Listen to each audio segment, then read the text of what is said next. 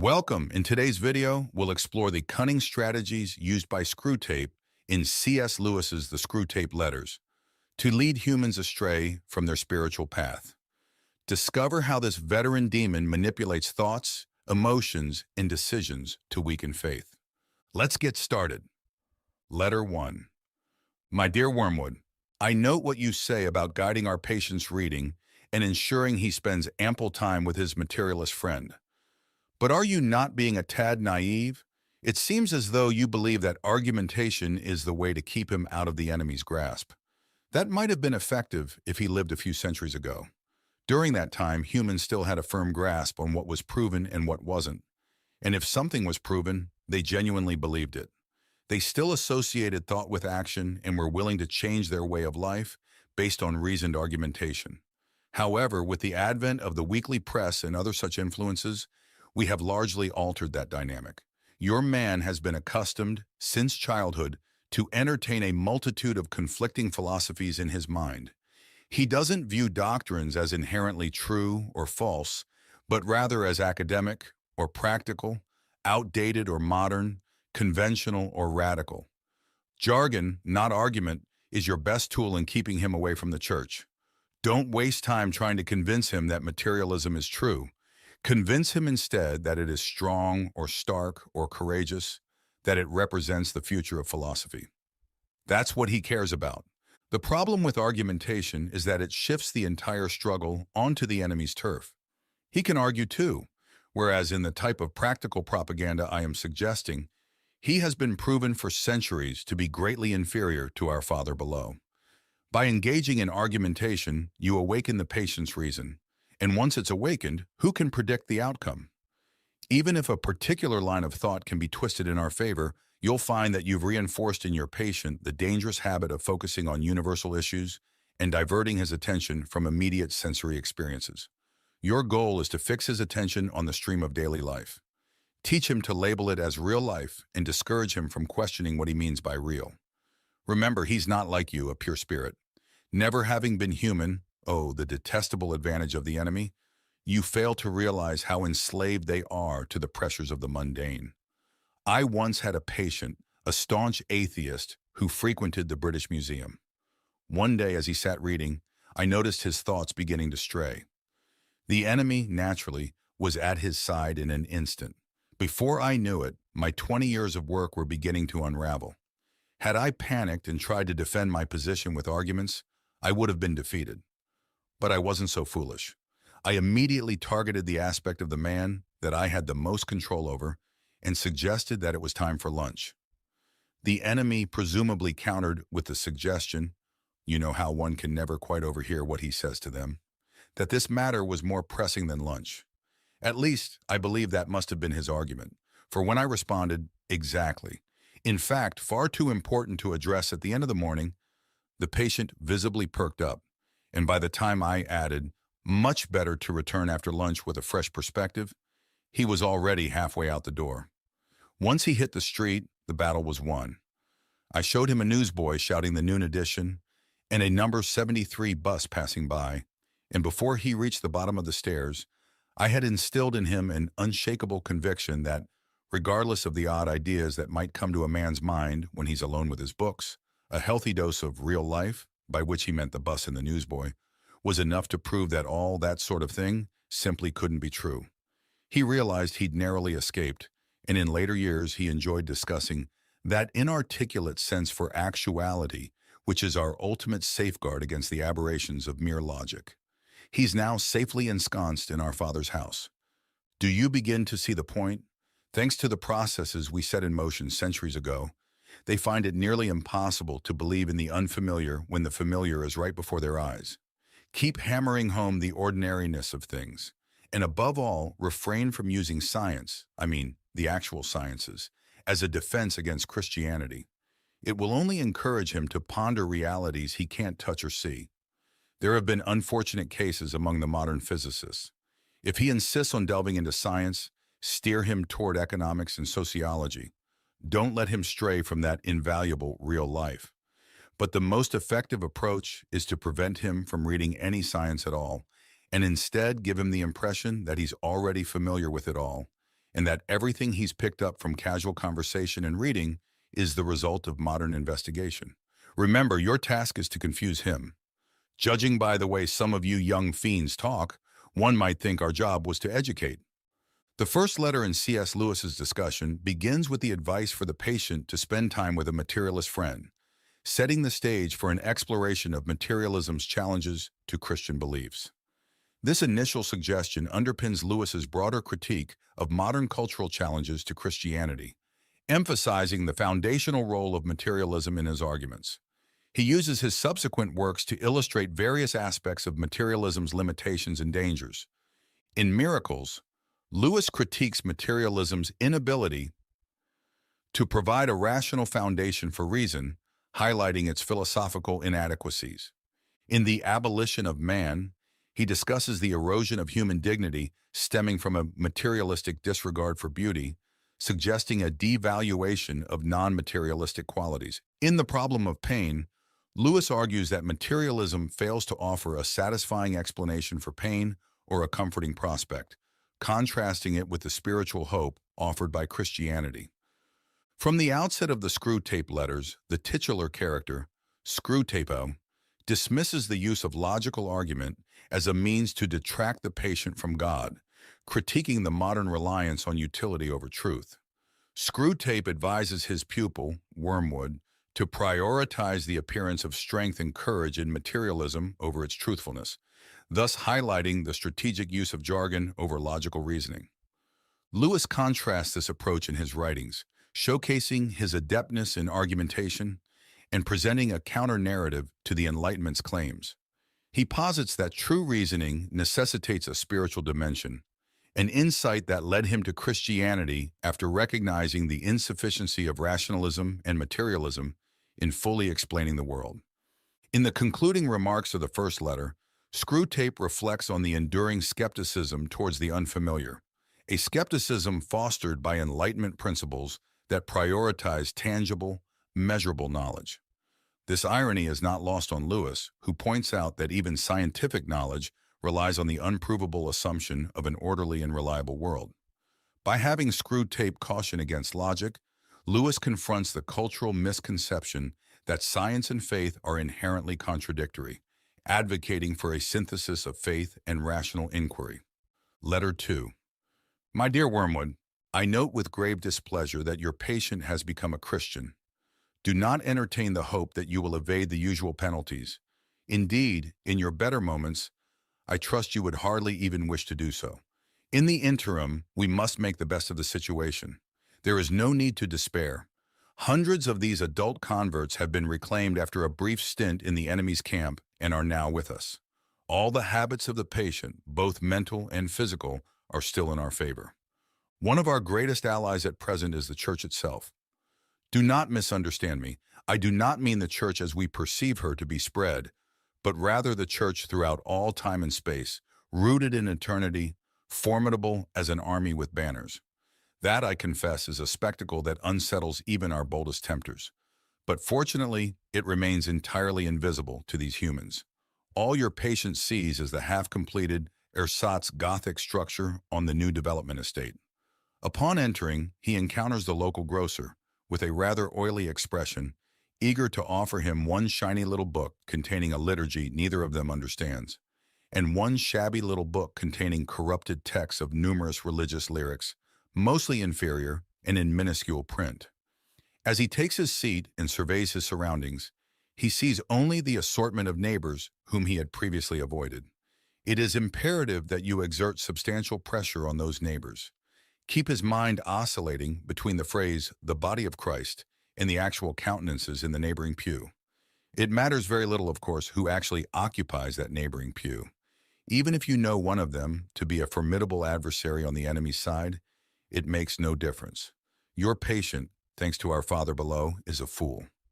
Provided any of those neighbors sing off-key, have squeaky boots, possess double chins, or wear peculiar attire, the patient will readily conclude that their religion must therefore be absurd in some manner. At his current stage, you see, he envisions Christians in his mind as spiritual beings, although in reality, his perception is largely visual.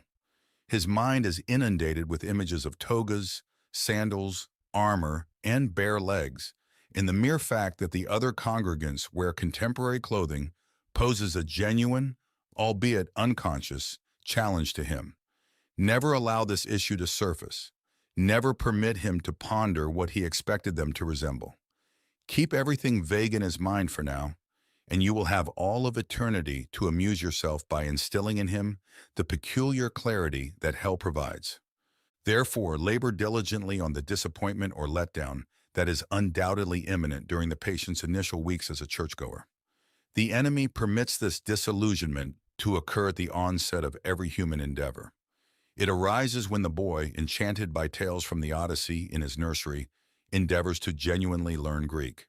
It arises when newlyweds, enamored with each other, embark on the arduous task of cohabitation. In every facet of life, it signifies the shift from idealistic aspirations to arduous endeavors. The enemy undertakes this risk because of his peculiar fancy to transform all these contemptible human pests into what he terms his free lovers and servants. Sons is the term he employs, demonstrating his penchant for degrading the entire spiritual realm through unnatural alliances with bipedal creatures. Desiring their autonomy, he consequently refuses to transport them, through their mere affections and habits, to any of the objectives he sets before them. He leaves them to their own devices, and therein lies our opportunity. However, remember, therein also lies our peril. If they successfully navigate this initial dry spell, they become much less susceptible to emotional manipulation and, consequently, much more resistant to temptation. Until now, I have been assuming that the individuals in the neighboring pew present no rational grounds for disappointment. However, if they do, if the patient is aware that the woman with the absurd hat is a zealous bridge player, or that the man with the squeaky boots is a miser and extortionist, then your task becomes significantly easier. In such cases, all you need to do is prevent him from entertaining the question if I, being what I am, can consider myself in some sense a Christian. Why should the various vices of those individuals in the neighboring pew prove that their religion is mere hypocrisy and convention? You may wonder whether it is possible to prevent such an obvious thought from occurring to a human mind. It is indeed, Wormwood, it is. Handle him correctly, and it will never even cross his mind. He has not been in the enemy's service long enough to possess any genuine humility. Whatever he says, even when on his knees regarding his own sinfulness, is merely parroting. Ultimately, he still believes that by allowing himself to be converted, he has accrued considerable favor in the enemy's ledger, and views attending church with these smug, ordinary neighbors as an act of great humility and condescension. Maintain him in this state of mind for as long as possible. In the second letter of C.S. Lewis's The Screwtape Letters, the narrative progresses as the patient, previously at risk of converting to Christianity, has now embraced the faith. Screwtape, however, remains undeterred, reminding his fellow demons that many adult converts return to their old ways after a brief stint with Christianity. There is no need to despair. Hundreds of these adult converts have been reclaimed after a brief sojourn in the enemy's camp and are now with us. Lewis uses this development to delve into the concept of Christian conversion as more than just a momentary decision but a lifelong journey. Contrary to some theological views that regard accepting Christ as a one-time decision guaranteeing a place in heaven, Lewis emphasizes the ongoing nature of spiritual growth and struggle. He argues that conversion marks the beginning of a process of sanctification, a continuous battle against sin and a commitment to spiritual discipline that does not end until one reaches heaven. Screwtape's letters provide a dual perspective on the church. On one hand, Screwtape describes the church in disparaging terms, as a place filled with social misfits and uninspiring rituals, which mirrors Lewis's own mixed feelings about his experiences with the Anglican Church. He describes his local parish as a sham Gothic erection on the new building estate, and criticizes the quality of the liturgical texts in hymns. Despite his criticisms, Lewis remained a committed churchgoer, attending services at Heading Quarry and participating in the daily prayers at Magdalen College, Oxford. This commitment reflects his belief in the spiritual essence of the church, transcending its earthly imperfections. Moreover, Screwtape offers a grudging acknowledgement of the church's spiritual power, describing it as spread out through all time and space and rooted in eternity, terrible as an army with banners. This description underscores the formidable spiritual presence and historical continuity of the Church, aspects that Lewis revered. The letter also touches on Lewis's broader spiritual philosophy, as articulated in Mere Christianity. He proposes that God uses life's difficulties to strengthen our moral and spiritual resolve, encouraging choices based on righteousness rather than mere feelings. Screwtape, distorting this idea, claims that God does not allow mere affection and habit to dictate spiritual progress, which aligns with Lewis's emphasis on conscious and deliberate faith. Through this letter, Lewis illustrates the complexities of faith, the imperfect yet spiritually essential nature of the Church, and the ongoing challenges faced by believers in their journey toward sanctification. Letter 3. My dear Wormwood, I am exceedingly pleased with the information you've shared regarding this man's relationship with his mother. However, you must capitalize on this advantage. The enemy will be working from the center outward, gradually bringing more and more of the patient's behavior under the new standard, and may soon reach his conduct towards the old lady. You must act preemptively. Maintain close contact with our colleague Glubose, who oversees the mother, and cultivate within that household a firm habit of mutual annoyance. Daily irritations. The following methods are effective. Keep his focus on the inner life. He perceives his conversion as an internal affair. Thus, his attention is primarily directed towards the states of his own mind, or rather, towards that sanitized version of them, which you should allow him to see. Foster this. Divert his attention from basic duties towards advanced and spiritual ones. Exacerbate that most useful human trait, the aversion and neglect of the obvious. You must bring him to a state where he can engage in self-examination for an hour without discovering any of those truths about himself, which are glaringly obvious to anyone who has lived in the same household or worked in the same office. It is undoubtedly impossible to prevent him from praying for his mother, but we have methods to render those prayers harmless. Ensure they are always very spiritual, that he is perpetually concerned with the state of her soul and never with her physical ailments. This serves two purposes. Firstly, it keeps his attention fixed on what he perceives as her sins, which with a little guidance from you, can be made to mean any of her actions that inconvenience or irritate him. Thus you can exacerbate the wounds of the day even while he is on his knees. The process is not at all challenging, and you will find it quite entertaining. Secondly, since his notions about her soul will be crude and often erroneous, he will to some extent be praying for an imaginary person, and it will be your task to gradually make that imaginary person less and less like the real mother, the sharp-tongued old lady at the breakfast table. In due time, you may create such a divide that no thoughts or feelings from his prayers for the imagined mother will ever influence his treatment of the real one. I've had patients so well manipulated that they could swiftly transition from fervent prayers for a spouse or child's soul to verbally or physically abusing the real spouse or child without any sense of remorse. After living together for many years, two humans often develop tones of voice and facial expressions that are nearly unbearable to each other. Exploit this. Make your patient acutely aware of that specific lift of his mother's eyebrows that he detested in his childhood, and encourage him to dwell on how much he despises it. Let him assume that she knows how aggravating it is and does it deliberately to annoy him. If you're proficient at your job, he won't notice the enormous improbability of this assumption. And naturally, never let him suspect that he also has tones and expressions that similarly irritate her. As he cannot perceive himself, this is easily managed.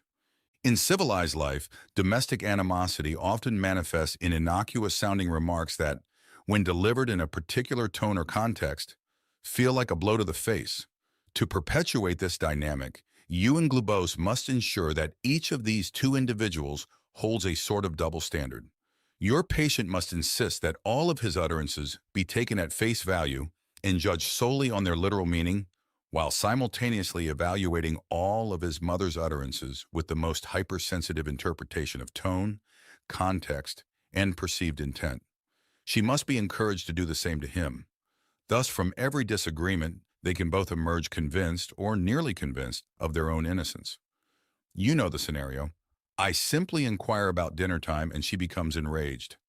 Once this pattern is firmly established, you have the delightful situation of humans uttering remarks with the explicit intention of causing offense, yet feeling aggrieved when offense is taken. Finally, provide me with information about the old lady's religious stance. Is she at all envious of the new element in her son's life? Does she feel slighted that he should learn from others, and so belatedly what she believes she offered him ample opportunity to learn in childhood? Does she think he is making a great fuss about it, or that he's receiving it on excessively favorable terms? Remember the elder brother in the enemy's narrative. In the third letter of the Screw Tape Letters, C.S. Lewis delves into the subtleties of sin within the context of personal and domestic life, revealing how everyday interactions and internal attitudes can become arenas for spiritual conflict. Lewis underscores that sin is not limited to overt, grievous actions like theft or adultery, but often manifests in the ordinary and overlooked aspects of daily life. Lewis highlights how Satan exploits common misunderstandings about sin, particularly the notion that smaller internal missteps, such as jealousy, irritability, or pride, are inconsequential. Yet it is precisely in these areas of thought and attitude where the struggle for moral integrity begins. Screw Tape, the experienced tempter, would likely encourage such underestimation of sin to foster complacency and hypocrisy. A significant aspect of this letter involves our interactions with those closest to us. Lewis points out that our spiritual adversaries often push us towards being judgmental of others while ignoring our own faults. This is vividly illustrated through Jesus' admonition about the speck and the plank in Matthew 7. 3:5, where the hypocrisy of focusing on others' minor issues while ignoring one's significant shortcomings is condemned.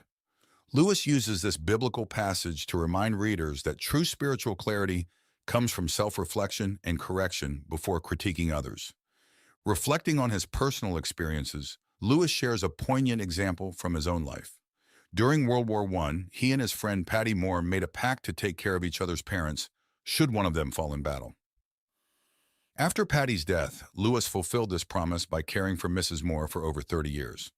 This act of long-term commitment demonstrates Lewis's application of Christian principles in his personal life, even when faced with challenges such as Mrs. Moore's disapproval of his church attendance post-conversion. This disapproval added another layer to his domestic trials, illustrating the ongoing nature of spiritual tests within personal relationships. Through this letter, Lewis effectively conveys that the spiritual journey involves continual vigilance against both overt and subtle temptations, particularly within the intimate spheres of domestic life and personal thoughts. Letter 4. My dear Wormwood, the amateurish suggestions in your recent letter signaled to me that it is high time for me to address the painful subject of prayer fully. You might have refrained from remarking that my advice regarding his prayers for his mother proved singularly unfortunate. Such comments are not fitting for a nephew to write to his uncle, nor for a junior tempter to the undersecretary of a department. Additionally, it displays an unpleasant inclination to shift responsibility. You must learn to bear the consequences of your own mistakes. The most effective approach, where possible, is to deter the patient from engaging in earnest prayer altogether. When dealing with an adult recently reconverted to the enemy's faction, as in your case, it is best accomplished by encouraging him to recall, or believe he recalls, the mechanical nature of his prayers in childhood. This may lead him to strive for something entirely spontaneous, inward, informal, and irregular. Essentially, an attempt to evoke within himself a vaguely devout mood devoid of genuine willpower and intellect. One of their poets, Coleridge, has noted that he did not pray with moving lips and bended knees, but simply composed his spirit to love and experienced a sense of supplication. This is precisely the type of prayer we desire, and since it bears a superficial resemblance to the prayer of silence practiced by those who are highly advanced in the enemy's service, cunning and indolent patients can be deceived by it for quite some time. At the very least, they can be convinced that their bodily position does not affect their prayers, for they consistently forget what you must always remember, that they are animals, and whatever their bodies do impacts their souls. It is amusing how mortals always envision us as implanting thoughts into their minds, In reality, our most effective work is accomplished by keeping thoughts out. If this approach fails, resort to a more subtle redirection of his intentions. Whenever they focus on the enemy himself, we are thwarted, but there are methods to prevent them from doing so. The simplest is to divert their attention away from him and towards themselves. Keep them fixated on their own thoughts and attempt to elicit feelings through the exertion of their own willpower. When they intend to request charity from him, let them instead endeavor to manufacture feelings of charity within themselves, without recognizing that this is what they are doing. When they intend to pray for courage, let them actually attempt to feel courageous. When they claim to pray for forgiveness, let them strive to feel forgiven. Teach them to gauge the efficacy of each prayer by their success in eliciting the desired feeling, and never allow them to realize how much success or failure of that kind depends on whether they are in good or poor health, fresh or fatigued at the moment. However, the enemy will not remain idle.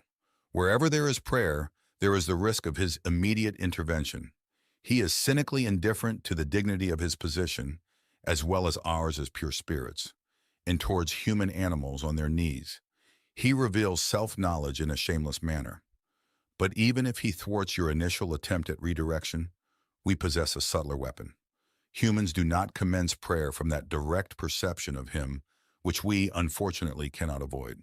They have never experienced that ghastly luminosity, that piercing and searing glare which constitutes the backdrop of perpetual agony in our existence. If you delve into your patient's mind while he prays, you will not find that. If you examine the object to which he directs his attention, you will discover that it is a composite entity containing numerous ludicrous elements. There will be images derived from depictions of the enemy as he appeared during the disreputable episode known as the Incarnation. There will be vaguer, perhaps even crude and childish, images associated with the other two persons. There may even be manifestations of his own reverence and accompanying bodily sensations, objectified and attributed to the object of reverence. I have encountered cases where what the patient referred to as his God was actually situated up and to the left at the corner of the bedroom ceiling, or within his own mind, or embodied in a crucifix on the wall. But regardless of the nature of the composite object, you must ensure that he prays to it, to the entity he has fashioned, rather than to the person who fashioned him. You may even encourage him to attach great significance to the correction and improvement of his composite object, and to maintain its presence in his imagination throughout the entire prayer. For if he ever makes the distinction, if he consciously directs his prayers not to what I perceive thou art, but to what thou truly art, our situation becomes momentarily dire. Once all his thoughts and images have been discarded, or if retained with a full acknowledgement of their purely subjective nature, and the man entrusts himself to the entirely genuine, external, invisible presence, there with him in the room and unknowable by him as he is known by it, well then, anything is possible. In avoiding this situation, this genuine exposure of the soul in prayer, you will be aided by the fact that humans themselves do not desire it as fervently as they believe. Sometimes one can receive more than they bargained for. In the fourth letter of the Screwtape Letters, C.S. Lewis tackles the complexities of prayer and the pitfalls of emotional and mental distractions in spiritual practices. He critiques the reliance on achieving a prayerful mood or an emotionally driven devotional state, which he views as vulnerable to demonic misdirection. Lewis illustrates this through Screwtape's guidance to Wormwood on how to manipulate the patient. Screwtape advises fostering an environment where the patient is drawn away from direct communication with God and instead becomes entangled in a jumble of informal, spontaneous thoughts about God and personal feelings. The danger here, as Lewis sees it, is that such a devotional approach can lead to a form of mental idolatry where the feelings about prayer become more important than the prayer itself. For Lewis, the essence of prayer lies not in the emotional experience, but in the deliberate act of addressing God, maintaining a clear and purposeful connection. He values the act of prayer over the feeling of being in a prayerful state, emphasizing that true spiritual value is found in intentional and regular communication with God, regardless of the emotional state. While Lewis acknowledges the role of silent prayer in spiritual life, He notes its suitability primarily for those who are spiritually mature. In his later work, Letters to Malcolm, chiefly on prayer, Lewis discusses his own practice of silent prayer, highlighting its challenges and its importance. He describes successful silent prayer as an advanced spiritual exercise that requires one to be at the top of one's form, indicating the level of concentration and spiritual readiness needed. Additionally, Lewis touches on the inherent fears and resistances humans have toward God's presence. He suggests that while Christians may claim to desire God's presence, there is also an underlying fear of truly encountering the divine, reflecting the biblical narrative of Adam and Eve hiding after their sin. This fear and ambivalence provide fertile ground for Screwtape and Wormwood to exploit, as they work to keep the patient from engaging fully and fearlessly with God. Overall, in this letter, Lewis delves deep into the spiritual discipline required for effective prayer, cautioning against allowing emotions or mental images to overshadow the primary goal of direct and intentional communion with God. He underscores the ongoing spiritual battle that involves not only external temptations, but also internal challenges in maintaining a focused and disciplined prayer life. Letter 5. My dear Wormwood, it's somewhat disappointing to anticipate a detailed report on your endeavors and instead receive such a vague outpouring as your last letter.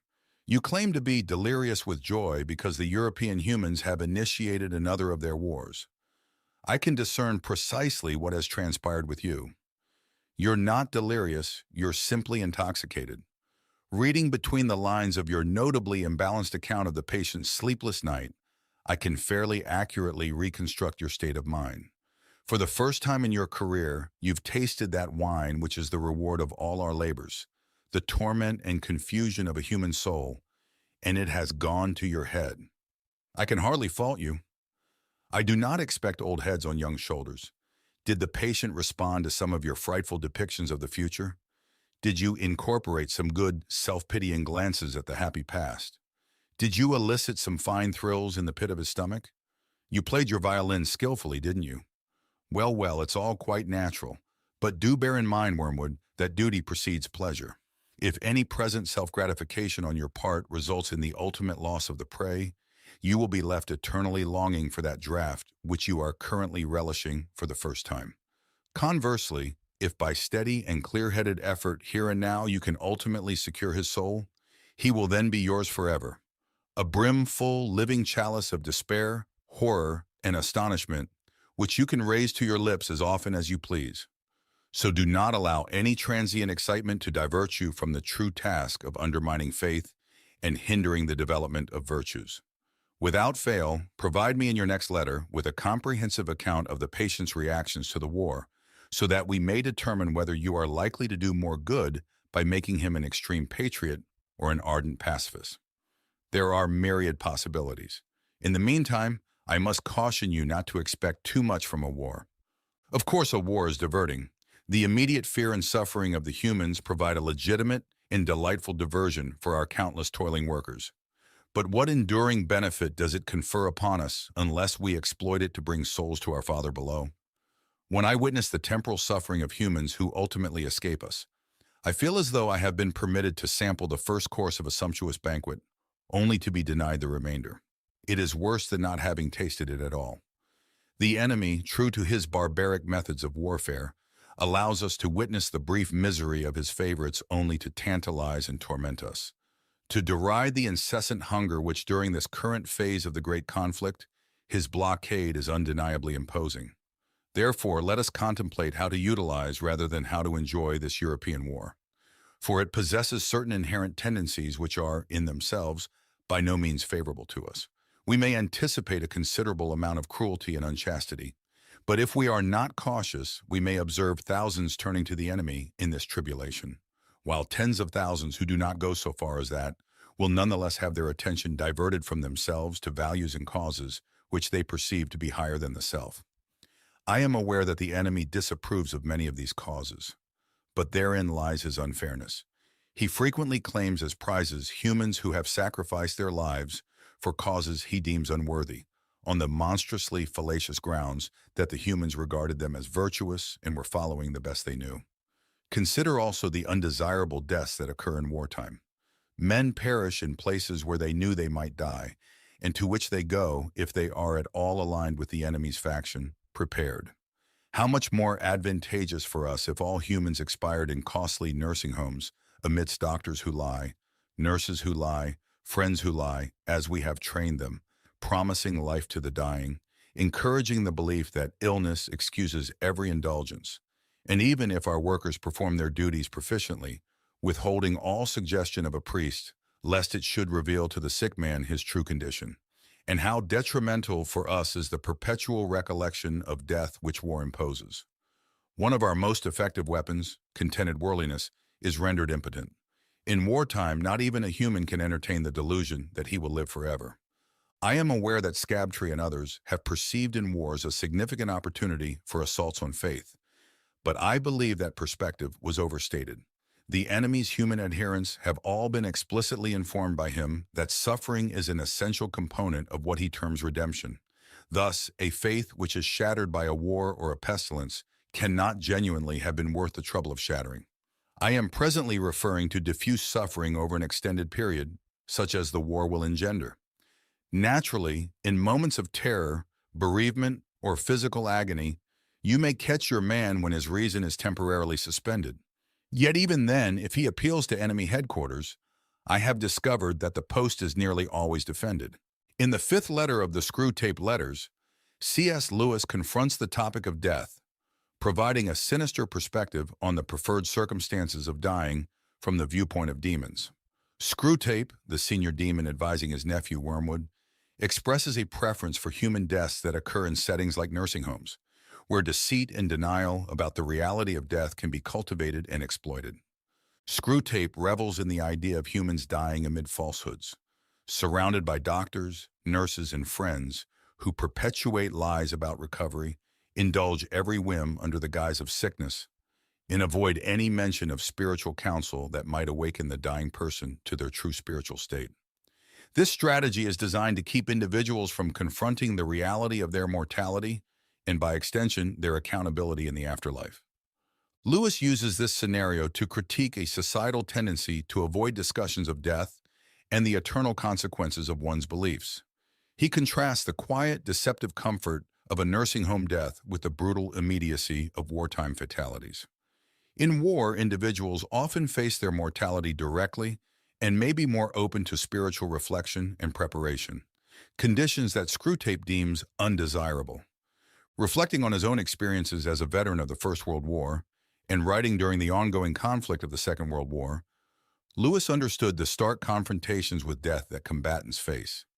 He argues that, despite its horrors, war exposes the unavoidable reality of human mortality, which can lead to deeper spiritual awareness and preparation. This idea resonates with the biblical injunction from Psalm 90:12, which calls on people to number our days that we may gain a heart of wisdom. Lewis suggests that by acknowledging the inevitability of death, individuals can live more purposefully and wisely. The letter also touches on personal experiences with death in a more contemporary setting, like hospices, where discussions about faith and eternity can be contentious and unwelcome. Lewis uses these observations to underscore the importance of facing death with a clear understanding of one's beliefs and the consequences they carry into the afterlife. Overall, Letter 5 of the Screwtape Letters challenges readers to reconsider societal attitudes towards death, encouraging a more open acknowledgement of mortality as a means to spiritual depth and readiness. Letter 6. I am delighted to hear that your patient's age and profession make it possible, but by no means certain, that he will be called up for military service. We want him to be in the maximum uncertainty so that his mind will be filled with contradictory pictures of the future, every one of which arouses hope or fear. There is nothing like suspense and anxiety for barricading a human's mind against the enemy. He wants men to be concerned with what they do. Our business is to keep them thinking about what will happen to them. Your patient will, of course, have picked up the notion that he must submit with patience to the enemy's will. What the enemy means by this is primarily that he should accept with patience the tribulation which has actually been dealt out to him, the present anxiety and suspense. It is about this that he is to say, "Thy will be done," and for the daily task of bearing this, that the daily bread will be provided. It is your business to see that the patient never thinks of the present fear as his appointed cross, but only of the things he is afraid of. Let him regard them as his crosses. Let him forget that, since they are incompatible, they cannot all happen to him, and let him try to practice fortitude and patience to them all in advance. For real resignation at the same moment to a dozen different and hypothetical fates is almost impossible, and the enemy does not greatly assist those who are trying to attain it. Resignation to present and actual suffering, even where that suffering consists of fear, is far easier and is usually helped by this direct action. An important spiritual law is here involved. I have explained that you can weaken his prayers by diverting his attention from the enemy himself to his own states of mind about the enemy. On the other hand, fear becomes easier to master when the patient's mind is diverted from the thing feared to the fear itself, considered as a present and undesirable state of his own mind. And when he regards the fear as his appointed cross, he will inevitably think of it as a state of mind. One can therefore formulate the general rule: in all activities of mind which favor our cause, encourage the patient to be unself-conscious and to concentrate on the object. But in all activities favorable to the enemy, bend his mind back on itself. Let an insult or a woman's body so fix his attention outward that he does not reflect, I am now entering into the state called anger or the state called lust. Contrariwise, let the reflection, my feelings are now growing more devout or more charitable, so fix his attention inward that he no longer looks beyond himself to see our enemy or his own neighbors. As regards his more general attitude to the war, you must not rely too much on those feelings of hatred which the humans are so fond of discussing in Christian or anti-Christian periodicals. In his anguish, the patient can, of course, be encouraged to revenge himself by some vindictive feelings directed towards the German leaders, and that is good so far as it goes. But it is usually a sort of melodramatic or mythical hatred directed against imaginary scapegoats. He has never met these people in real life. They are lay figures modeled on what he gets from newspapers. The results of such fanciful hatred are often most disappointing. And of all humans, the English are in this respect the most deplorable milksops. They are creatures of that miserable sort who loudly proclaim that torture is too good for their enemies, and then give tea and cigarettes to the first wounded German pilot who turns up at the back door. Do what you will, there is going to be some benevolence as well as some malice in your patient's soul. The great thing is to direct the malice to his immediate neighbors whom he meets every day, and to thrust his benevolence out to the remote circumference, to people he does not know. The malice thus becomes wholly real and the benevolence largely imaginary. There is no good at all in inflaming his hatred of Germans if, at the same time, a pernicious habit of charity is growing up between him and his mother, his employer, and the man he meets in the train. Think of your man as a series of concentric circles, his will being the innermost, his intellect coming next, and finally his fantasy. You can hardly hope at once to exclude from all the circles everything that smells of the enemy. But you must keep on shoving all the virtues outward till they are finally located in the circle of fantasy, and all the desirable qualities inward into the will. It is only in so far as they reach the will and are there embodied in habits that the virtues are really fatal to us. I don't, of course, mean what the patient mistakes for his will, the conscious fume and fret of resolutions and clenched teeth, but the real center, what the enemy calls the heart. All sorts of virtues painted in the fantasy or approved by the intellect, or even in some measure loved and admired, will not keep a man from our Father's house. Indeed, they may make him more amusing when he gets there. In letter 6 of the Screwtape Letters, C.S. Lewis continues to dissect the complex interplay between a person's will, intellect, and imagination, framing these aspects as concentric circles of being. Screwtape, instructing Wormwood, emphasizes the strategic importance of manipulating these elements to ensure the patient's spiritual downfall. The most inner circle represents the will, surrounded by the intellect, with the imagination or fantasy being the outermost layer. Screwtape's advice to Wormwood is to push virtues outward to the realm of fantasy and to draw desirable qualities inward to the will. By doing so, the virtues become less practical and more abstract, reducing their influence on the patient's decisions and actions. Lewis points out that true sins, the ones that have real spiritual consequences, are matters of action influenced by the will, not just by transient feelings or imaginative fantasies. This is why Screwtape encourages Wormwood to preoccupy the patient with his emotions and fantasies, diverting his attention from practical godliness and obedience to God. An important aspect of this letter is the distinction Screwtape makes about the virtues reaching the will and becoming habits. According to Screwtape, it is only when virtues become ingrained habits that they pose a real threat to demonic intentions. Lewis uses this demonic perspective to highlight the importance of habitual godliness and obedience in the present moment, as encapsulated in the notion of saying, "Thy will be done," in response to current trials.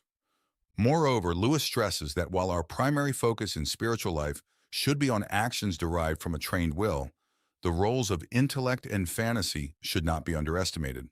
These aspects, while less directly influential on the will, shape and inform our moral landscape.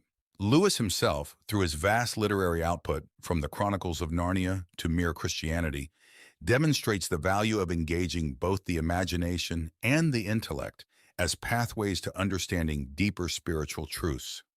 This letter thus serves not only as a tactical guide for Wormwood, but also as a reflection on the holistic nature of human experience, where imagination, intellect, and will interact in complex ways to shape our spiritual lives.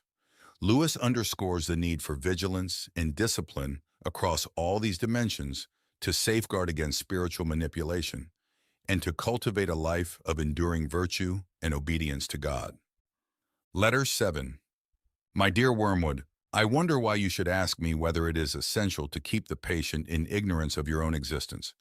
That question, at least for the present phase of the struggle, has been answered for us by the High Command. Our policy, for the moment, is to conceal ourselves. Of course, this has not always been the case.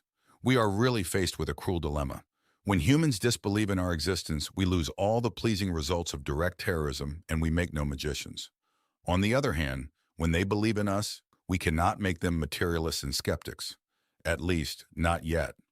I have great hopes that we shall learn in due time how to emotionalize and mythologize their science to such an extent that what is, in effect, belief in us, though not under that name, will creep in while the human mind remains closed to belief in the enemy. The life force, the worship of sex, and some aspects of psychoanalysis may here prove useful. If once we can produce our perfect work, the materialist magician, the man not using but veritably worshiping what he vaguely calls forces while denying the existence of spirits, then the end of the war will be in sight. But in the meantime, we must obey our orders. I do not think you will have much difficulty in keeping the patient in the dark. The fact that devils are predominantly comic figures in the modern imagination will help you. If any faint suspicion of your existence begins to arise in his mind, suggest to him a picture of something in red tights and persuade him that since he cannot believe in that, it is an old textbook method of confusing them, he therefore cannot believe in you. I had not forgotten my promise to consider whether we should make the patient an extreme patriot or an extreme pacifist. All extremes, except extreme devotion to the enemy, are to be encouraged. Not always, of course, but at this period. Some ages are lukewarm and complacent, and then it is our business to soothe them yet faster asleep. Other ages, of which the present is one, are unbalanced and prone to faction, and it is our business to inflame them. Any small coterie, bound together by some interest which other men dislike or ignore, tends to develop inside itself a hothouse mutual admiration, and towards the outer world, a great deal of pride and hatred which is entertained without shame, because the cause is its sponsor and it is thought to be impersonal. Even when the little group exists originally for the enemy's own purposes, this remains true. We want the church to be small, not only that fewer men may know the enemy, but also that those who do may acquire the uneasy intensity and the defensive self-righteousness of a secret society or a clique. The church herself is, of course, heavily defended, and we have never yet quite succeeded in giving her all the characteristics of a faction. But subordinate factions within her have often produced admirable results, from the parties of Paul and of Apollos at Corinth down to the high and low parties in the Church of England. If your patient can be induced to become a conscientious objector, he will automatically find himself one of a small, vocal, organized, unpopular society, and the effects of this on one so new to Christianity will almost certainly be good. But only almost certainly. Has he had serious doubts about the lawfulness serving in a just war before this present war of serving began? Is he a man of great physical courage, so great that he will have no half-conscious misgivings about the real motives of his pacifism?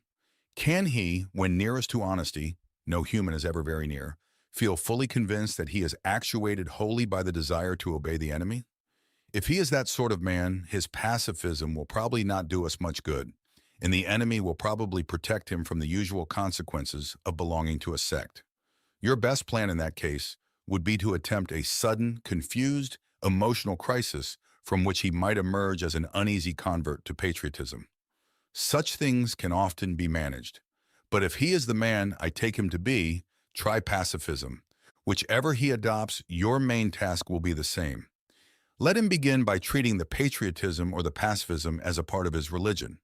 Then let him, under the influence of partisan spirit, come to regard it as the most important part.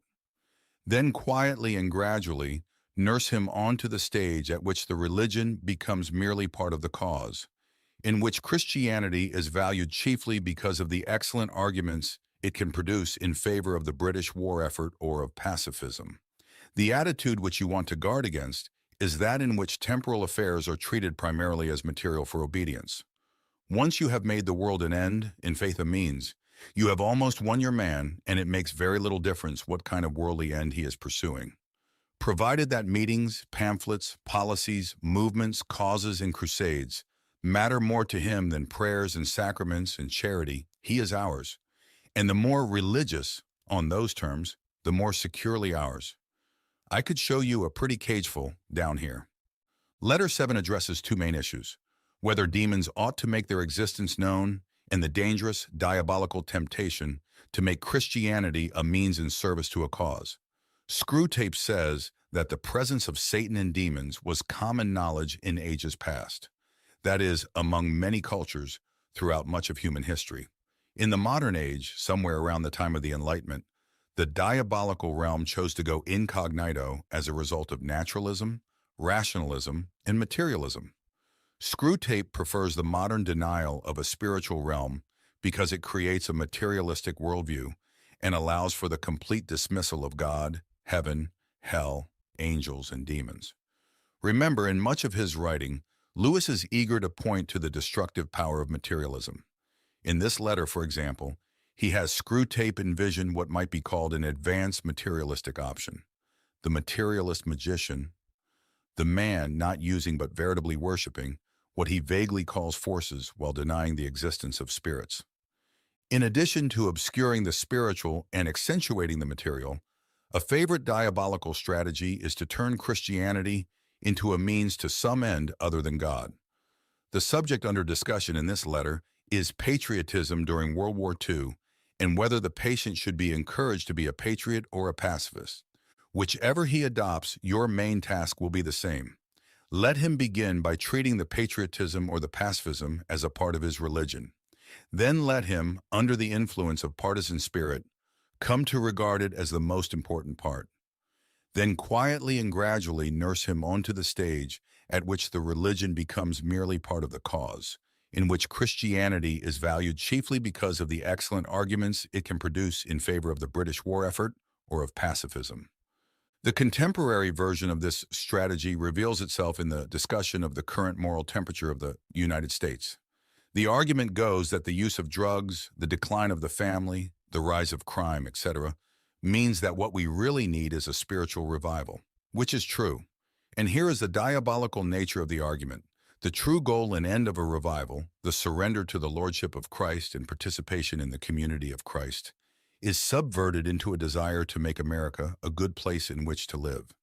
It is indisputable that the fruit of conversion produces good citizens and a good society. However, good citizens and a good society are never the goals of conversion.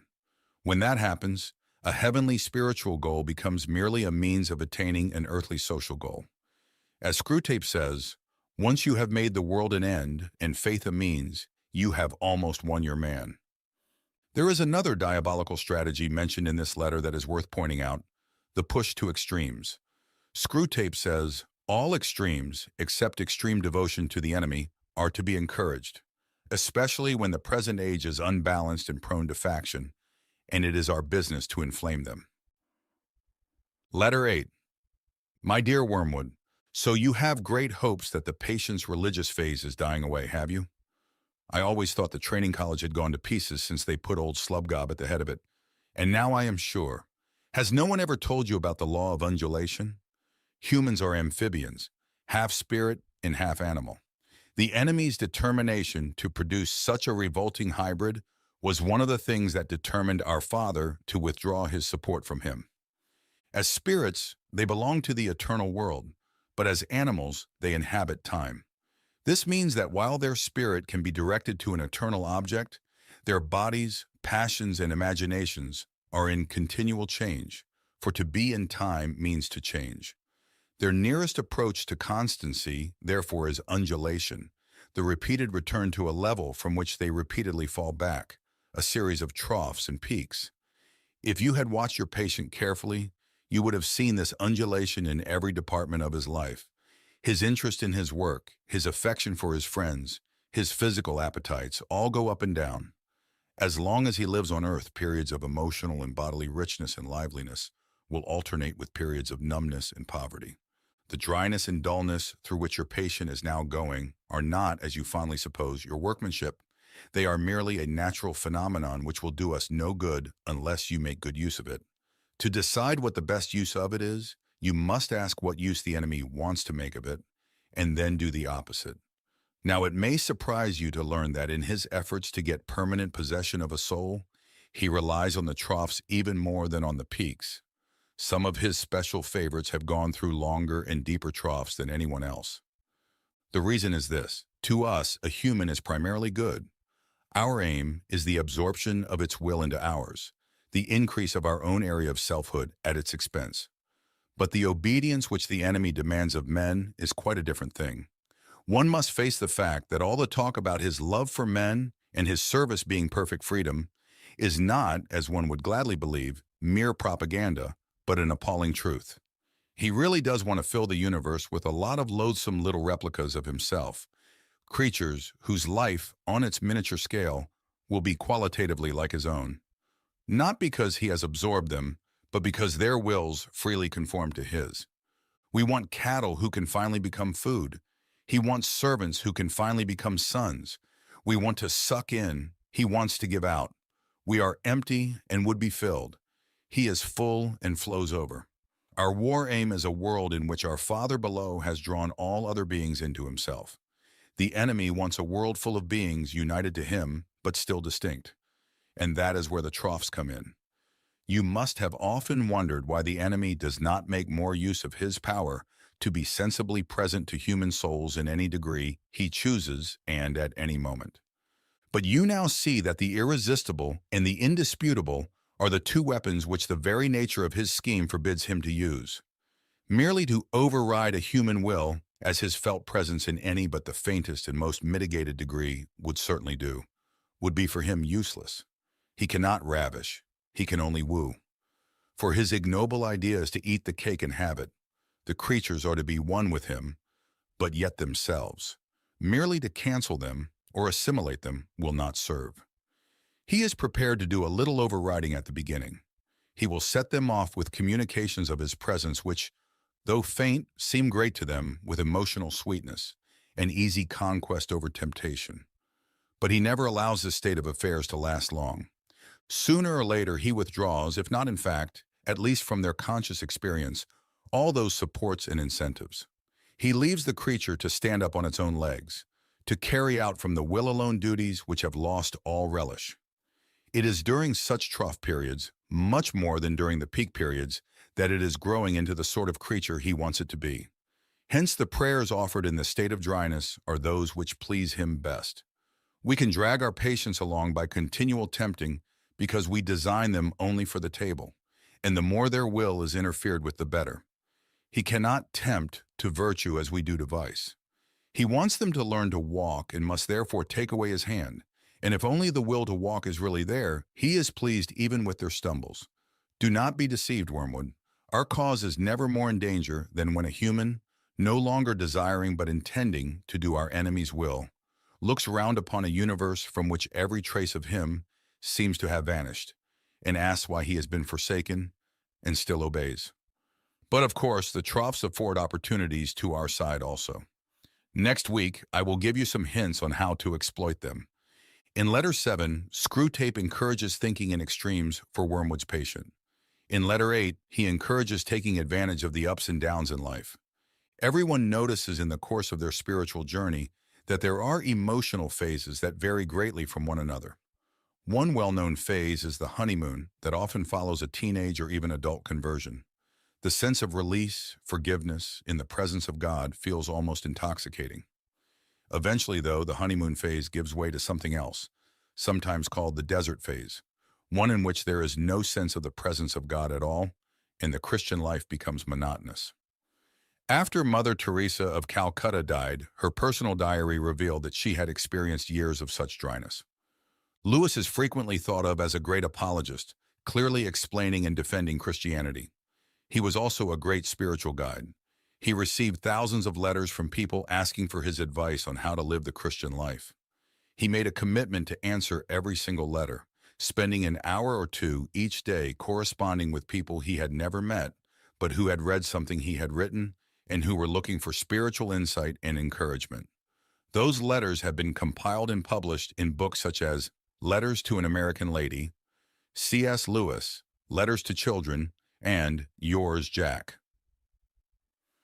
In Letter 8, Lewis, through Screwtape, provides wonderful spiritual guidance for living the normal, mature Christian life. It is normal to experience ups and downs. This is due to what Lewis has Screwtape called the law of undulation. If you had watched your patient carefully, you would have seen this undulation in every department of his life. His interest in his work, his affection for his friends, his physical appetites all go up and down. As long as he lives on earth, periods of emotional and bodily richness and liveliness will alternate with periods of numbness and poverty. The dryness and dullness through which your patient is now going are not, as you fondly suppose, your workmanship. They are merely a natural phenomenon which will do us no good unless you make a good use of it. Lewis encourages us to understand that though we might prefer emotionally satisfying periods in our spiritual journeys, it is the dry times, or troughs, according to the law of undulation, that most shape our souls. Screwtape knows the true power of those dry periods. Sooner or later, the enemy withdraws, if not in fact, at least from their conscious experience, all those supports and incentives. He leaves the creature to stand up on its own legs, to carry out from the will alone duties which have lost all relish. It is during such trough periods, much more than during the peak periods, that it is growing into the sort of creature he wants it to be. Hence, the prayers offered in the state of dryness are those which please him best. It's good to know, and even a comfort, to know that when our spiritual journey is difficult, God is not absent and will never abandon us. He is always working, however we feel, to shape our souls and conform us to the image of Christ. Letter 9. My dear Wormwood, I hope my last letter has convinced you that the trough of dullness or dryness through which your patient is going at present will not, of itself, give you his soul, but needs to be properly exploited. What forms the exploitation should take I will now consider. In the first place, I have always found that the trough periods of human undulation provide an excellent opportunity for all sensual temptations, particularly those of sex. This may surprise you, because of course there is more physical energy and therefore more potential appetite at the peak periods. But you must remember that the powers of resistance are then also at their highest. The health and spirits which you want to use in producing lust can also, alas, be very easily used for work or play or thought or innocuous merriment. The attack has a much better chance of success when the man's whole inner world is drab and cold and empty. And it is also to be noted that the trough sexuality is subtly different in quality from that of the peak, much less likely to lead to the milk and water phenomenon which the humans call being in love, much more easily drawn into perversions, much less contaminated by those generous and imaginative and even spiritual concomitants which often render human sexuality so disappointing. It is the same with other desires of the flesh. You are much more likely to make your man a sound drunkard by pressing drink on him as an anodyne when he is dull and weary, than by encouraging him to use it as a means of merriment among his friends when he is happy and expansive. Never forget that when we are dealing with any pleasure in its healthy and normal and satisfying form, we are, in a sense, on the enemy's ground. I know we have won many a soul through pleasure. All the same, it is his invention, not ours. He made the pleasures. All our research so far has not enabled us to produce one. All we can do is to encourage the humans to take the pleasures which our enemy has produced, at times, or in ways, or in degrees, which he has forbidden. Hence, we always try to work away from the natural condition of any pleasure to that in which it is least natural, least redolent of its maker, and least pleasurable. An ever-increasing craving for an ever-diminishing pleasure is the formula. It is more certain and it's better style. To get the man's soul and give him nothing in return, that is what really gladdens our Father's heart. And the troughs are the time for beginning the process. But there is an even better way of exploiting the trough.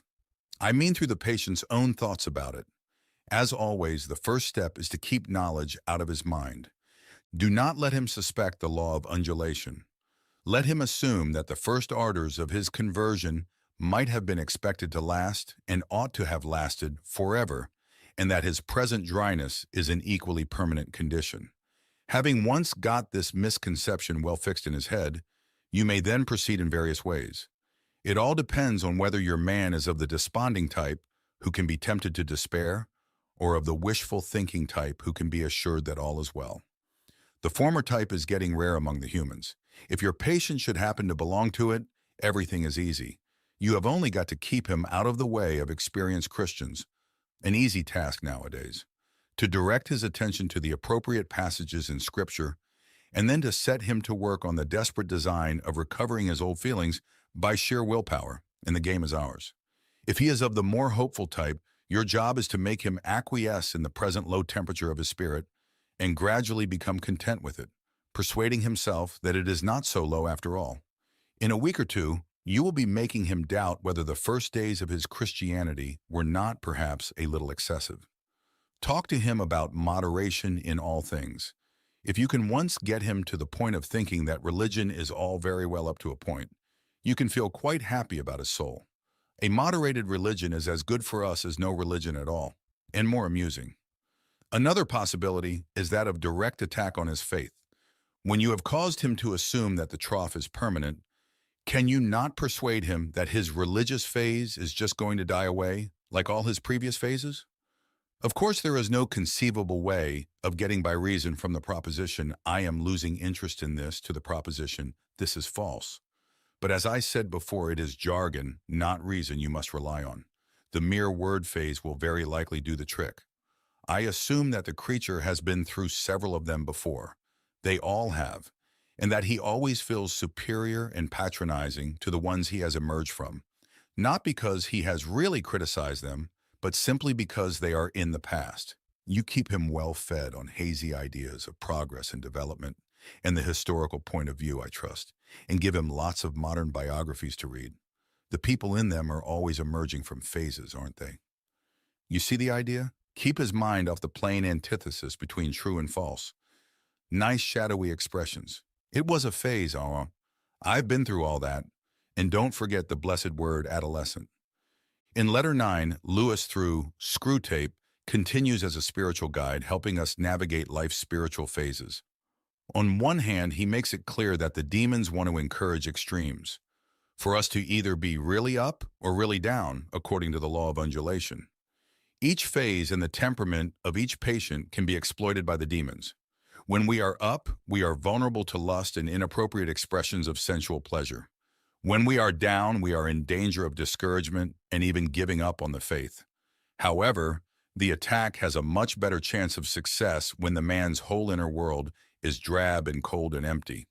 On the other hand, while extremes, from the tempter's perspective, are to be encouraged, the tempter advocates moderation as well, a very special type of moderation. Talk to him about moderation in all things. If you can once get him to the point of thinking that religion is all very well up to a point, you can feel quite happy about his soul. A moderated religion is as good for us as no religion at all, and more amusing. The demons are adept at twisting things. Life's ups and downs clearly make us targets for temptation or the loss of faith. But even moderation can be used to make us spiritually dull. Jesus even warns against it, telling the church at Laodicea that because they were lukewarm, neither hot nor cold, he was about to spit them out of his mouth. Reverend 3:16. Another issue to be considered involves pleasure. While the demons tempt us with pleasure, Wormwood must never forget that when we are dealing with any pleasure in its healthy and normal and satisfying form, we are, in a sense, on the enemy's ground. I know we have won many a soul through pleasure. All the same, it is his invention, not ours. He made the pleasures. All our research so far has not enabled us to produce one. All we can do is to encourage the humans to take the pleasures which our enemy has produced, at times, or in ways, or in degrees, which he has forbidden. After Mrs. Moore died in 1951, Lewis was delivered from a life burden and found his life to be rather pleasant and easygoing. During that period, he wrote to a friend saying, "Pray for me." He knew that there were temptations and spiritual dangers, even in the best of times. Letter 10. My dear Wormwood, I was delighted to hear from Triptweeze that your patient has made some very desirable new acquaintances, and that you seem to have used this event in a really promising manner. I gather that the middle-aged married couple who called at his office are just the sort of people we want him to know. Rich, smart, superficially intellectual, and brightly skeptical about everything in the world. I gather they are even vaguely pacifist, not on moral grounds, but from an ingrained habit of belittling anything that concerns the great mass of their fellow men, and from a dash of purely fashionable and literary communism. This is excellent, and you seem to have made good use of all his social, sexual, and intellectual vanity. Tell me more. Did he commit himself deeply? I don't mean in words. There is a subtle play of looks and tones and laughs by which a mortal can imply that he is of the same party as those to whom he is speaking. That is the kind of betrayal you should specially encourage, because the man does not fully realize it himself, and by the time he does, you will have made withdrawal difficult. No doubt he must very soon realize that his own faith is in direct opposition to the assumptions on which all the conversation of his new friends is based. I don't think that matters much, provided that you can persuade him to postpone any open acknowledgement of the fact, and this with the aid of shame, pride, modesty, and vanity will be easy to do. As long as the postponement lasts, he will be in a false position. He will be silent when he ought to speak and laugh when he ought to be silent. He will assume, at first only by his manner, but presently by his words, all sorts of cynical and skeptical attitudes, which are not really his. But if you play him well, they may become his. All mortals tend to turn into the thing they are pretending to be. This is elementary. The real question is how to prepare for the enemy's counterattack. The first thing is to delay as long as possible the moment at which he realizes this new pleasure as a temptation. Since the enemy's servants have been preaching about the world as one of the great standard temptations for 2,000 years, this might seem difficult to do. But fortunately, they have said very little about it for the last few decades. In modern Christian writings, though I see much, indeed more than I like, about Mammon, I see few of the old warnings about worldly vanities, the choice of friends and the value of time. All that your patient would probably classify as Puritanism. And may I remark in passing that the value we have given to that word is one of the really solid triumphs of the last 100 years. By it, we rescue annually thousands of humans from temperance, chastity, and sobriety of life. Sooner or later, however, the real nature of his new friends must become clear to him, and then your tactics must depend on the patient's intelligence. If he is a big enough fool, you can get him to realize the character of the friends only while they are absent. Their presence can be made to sweep away all criticism. If this succeeds, he can be induced to live, as I have known many humans live, for quite long periods, two parallel lives. He will not only appear to be, but actually be, a different man in each of the circles he frequents. Failing this, there is a subtler and more entertaining method. He can be made to take a positive pleasure in the perception that the two sides of his life are inconsistent. This is done by exploiting his vanity. He can be taught to enjoy kneeling beside the grocer on Sunday just because he remembers that the grocer could not possibly understand the urbane and mocking world which he inhabited on Saturday evening. And contrariwise, to enjoy the bawdy and blasphemy over coffee with these admirable friends, all the more because he is aware of a deeper spiritual world within him which they cannot understand. You see the idea, the worldly friends touch him on one side and the grocer on the other, and he is the complete, balanced, complex man who sees round them all. Thus, while being permanently treacherous to at least two sets of people, he will feel, instead of shame, a continual undercurrent of self-satisfaction. Finally, if all else fails, you can persuade him, in defiance of conscience, to continue the new acquaintance on the ground that he is, in some unspecified way, doing these people good by the mere fact of drinking their cocktails and laughing at their jokes, and that to cease to do so would be priggish, intolerant, and, of course, puritanical. Meanwhile, you will of course take the obvious precaution of seeing that this new development induces him to spend more than he can afford and to neglect his work and his mother. Her jealousy and alarm and his increasing evasiveness or rudeness will be invaluable for the aggravation of the domestic tension. Letter 10 explores a new dimension of spiritual warfare, social relationships. The patient has just been introduced to a new social set, just the sort of people that PBS and British TV love to show as the Oxford-Cambridge set of the 1940s and 50s, privileged, upper-class, intellectual snobs who love to use cutting, snide humor. Screwtape describes them as rich, smart, superficially intellectual, and brightly skeptical about everything in the world. I gather they are even vaguely pacifist, not on moral grounds, but from an ingrained habit of belittling anything that concerns the great mass of their fellow men, and from a dash of purely fashionable and literary communism. The very arrogant attitude of such people is infectious and corrupting. The danger is social pressure, the desire to be approved of by the in-crowd, which leads to adopting attitudes and actions that are ungodly and therefore diabolical. Added to the spiritual danger is hypocrisy, in which the patient acts one way with his snobby friends and another way when he is around the Christian community. Screwtape explains this to Wormwood. You see the idea. The worldly friends touch him on one side and the grocer on the other, and he is the complete, balanced, complex man who sees round them all. Thus, while being permanently treacherous to at least two sets of people, he will feel, instead of shame, a continual undercurrent of self-satisfaction. This theme of dangerous and destructive social pressure is one that Lewis addresses on several occasions. His essay entitled The Inner Ring, for example, sounds the alarm against social pressure. Unless you take measures to prevent it, this desire is going to be one of the chief motives of your life, from the first day on which you enter your profession until the day you are too old to care. He expands upon this theme in several of his fictional works. In The Silver Chair, Eustace Scrubb discovers Jill Pole crying. Jill was running from them, the inner ring of bullies who controlled her school's social structure. Together, Jill and Eustace escape into Narnia and begin their adventures. In that hideous strength, Mark Studdock, an aspiring academic at a fictional college that feels a lot like Oxford or Cambridge, falls under the spell of an inner ring. Through their influence and his hunger to be in the inner circle, Mark is drawn deeper and deeper into a dark, diabolical plot. Another comment of note in this letter is Screwtape's dictum, all mortals turn into the thing they are pretending to be. Lewis sees this as a powerful principle for good and for ill. In Mere Christianity, he suggests that those of us who desire to grow spiritually, even if we don't feel very holy or righteous, should pretend that we are anyway, for if we do this, eventually our play acting will become a reality.